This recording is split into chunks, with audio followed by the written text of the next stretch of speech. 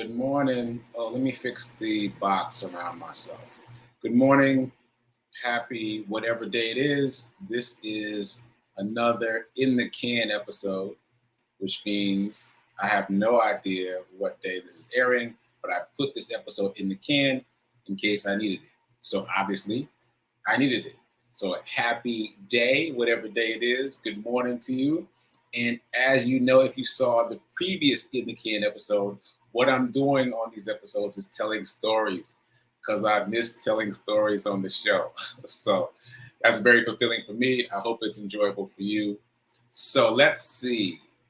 What's today's story going to be? I got to think about it. In the meantime, welcome to the Be Your Own Hero show. I am your host. I am Sekouwrites, and HERO is an acronym. It means helping everyone reach optimism. In other words, helping others helps you. It is a reciprocal action.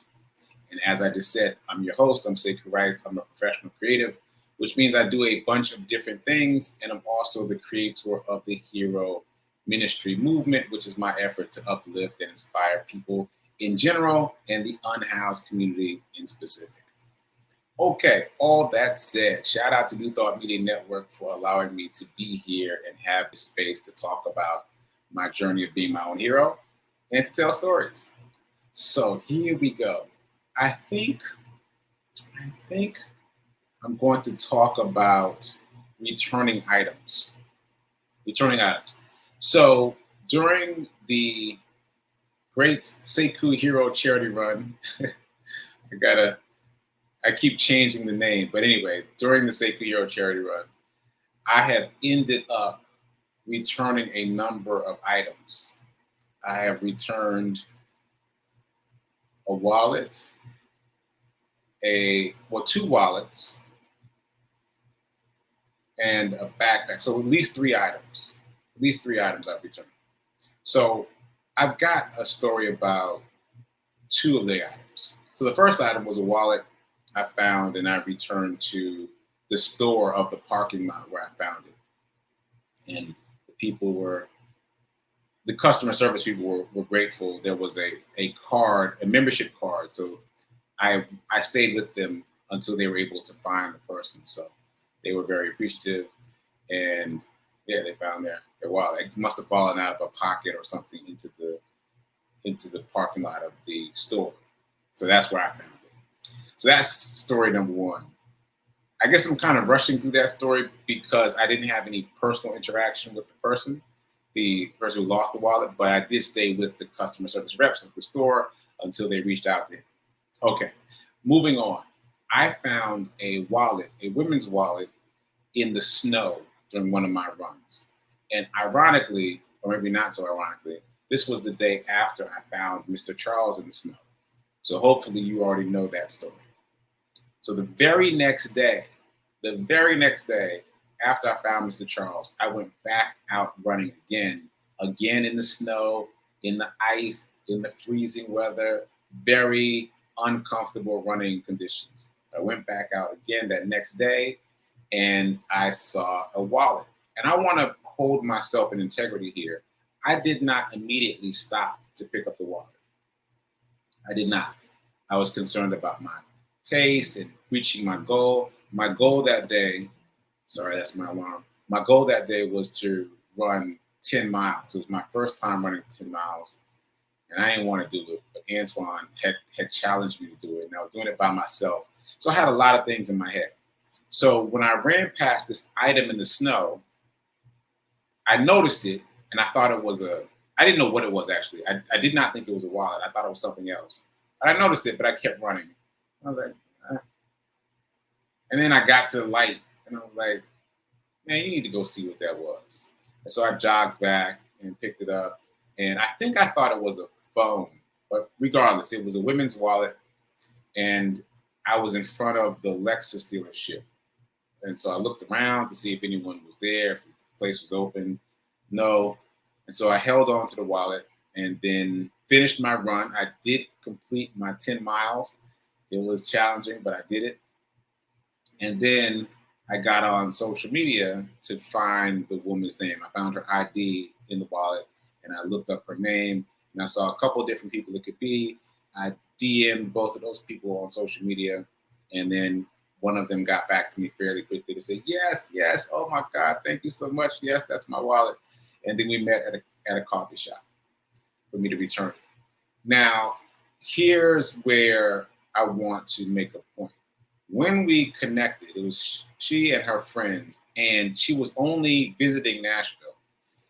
And the reason she was so frantic about it, besides the fact that she lost her wallet, was the fact that her ID was in the wallet, and she was about to get on a flight to go back home. And she couldn't figure out how she was going to get on the flight without her wallet. So she was really concerned about her ID more than about anything else, credit cards, money, etc. Anyway, when we linked up, she was so excited and so appreciative, and her friends were so excited and so appreciative. And she offered me all the cash in her wallet as a reward. Now, sidebar, I kind of knew how much money was in her wallet because I'd gone through looking for ID. And so I think it was like maybe $10, maybe $5. I feel like it was a very small amount of money. But she offered me everything that was in the wallet as a reward for returning her wallet. And of course I waved her off. I thought that was so adorable of her to offer me that. I thought that was really nice. And they were really appreciative, and we took a photo together, and I posted it and I talked about it on social media. And that's the end of that story. Okay, fast forward.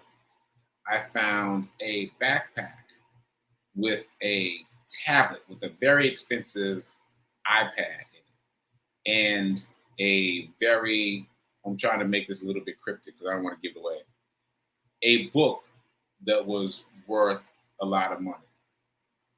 Is that too cryptic though? Okay, yeah, that's too cryptic. I will say that I found items belonging to a member of a sports team, right? A professional sports team.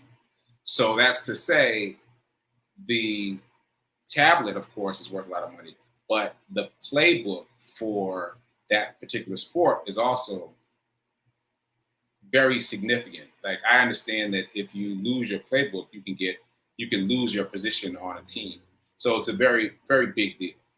Anyway, I found the tablet and the playbook, and I did the same thing. I found the person on social media, sent them a DM. I was so early in the process that they didn't even realize that their stuff was missing yet. So at first he was like, no, you got the wrong person. And then realized that, yeah, that is my stuff. And so we connected and I returned the stuff. And I just want to talk about very briefly the difference in mindset. So the woman I returned the wallet to was very young and didn't seem to have a lot to offer, but she offered everything that she had. And she was very appreciative, right? Compare that to the young man who seems, at least outwardly, to have the world at his fingertips in terms of money, fame, fortune, all those things. His mentality, his mindset was very focused on the negative. In other words, specifically, he was very focused on who did this to me, like who took my stuff such that I could find it.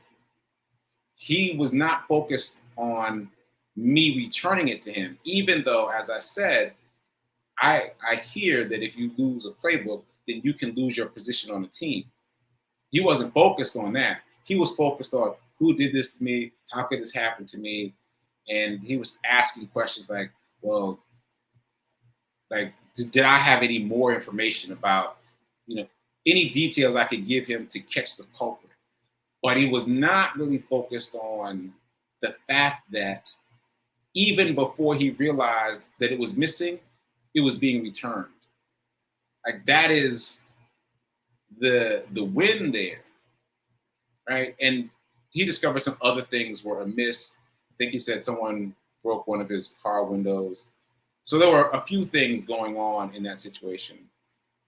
But I was struck by the difference in mindset and the person who I would have expected to be a little more cranky about their situation. They're stuck in this other city. They don't know how to get on the plane. They don't know how they're going to get back. What are they going to do? Can't buy a ticket because they lost their credit cards. Like all those things. I would have expected that person to be a little more cranky, but she was very focused on gratitude and relief. Whereas this other person who has so much more seemed to be very focused on lack, on limitation, and on anger at whoever did this to me. So he said the words a couple times to me, thanks, I appreciate it. But it was really like, thanks, I appreciate it. Like, it didn't seem at all like he appreciated the fact that I sought him out and got him his stuff back before he even realized it was missing. So I was really struck by that because the bottom line is it's all mindset. What happens to you does not change. The world is the world. Life is life. Things are going to happen that you don't like. Things are going to happen that you don't want to happen. But your mindset is what shapes your experience of that thing. So if you're focused on the negative, it becomes a much more negative experience. But if you're focused on the positive, it becomes a much more positive experience. So yeah, that's really it. But I'm thinking right now about how,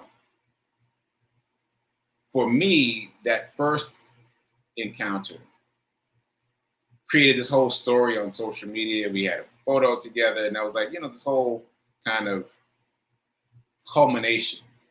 Whereas with the other person, it obviously didn't even make sense to try to take a photo and tell a story because he was too caught up in I gotta find out who did this to me.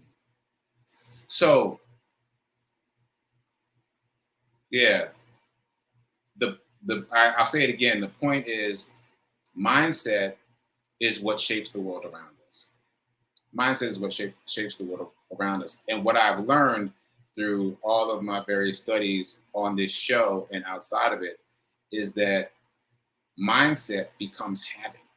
And that's not something we think about in terms of the way we think. We don't think of our thoughts as habits. But if you look into neuroscience, you will find that thoughts become habits, feelings become habits. If you think and operate in a certain way, it repeats itself over and over again.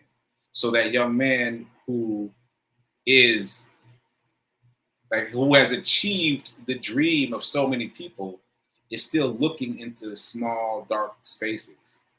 And that will mean something in terms of his life trajectory, unless he changes it. And the young lady who was looking in all the bright spaces, that will mean something in terms of her life trajectory if she maintains that habit of looking into the positive. So, yeah, I just wanted to share that story. As I said, I've returned at least 3 lost items now, 2 wallets and 1 backpack full of sports goodies. And I have some interesting stories about each of those experiences. Okay, so that's story time for today. Quick episode, 15 minutes or so. And hopefully I'll be back on here live tomorrow. So till then, keep doing, be a hero, but be your own hero. That's the most important thing. Don't try to impress anybody else. Be your own hero. And remember that now is better than perfect in all things, especially in terms of investing. And I'll see you next time. Later. Oh, I got to find my video. Here we go. Later.